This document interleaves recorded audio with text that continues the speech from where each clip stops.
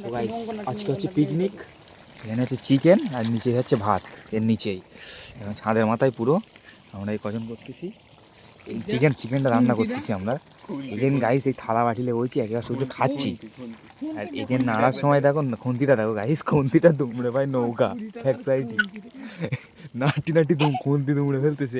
এই আমাদের অবস্থা, শুধু ভাই খাওয়া চলতেছে। নিচেই এক টিম বসে আছি, নিচেই এক টিম আর আমরা এক টিম চিকেন, আর নিচেই ভাত হচ্ছে।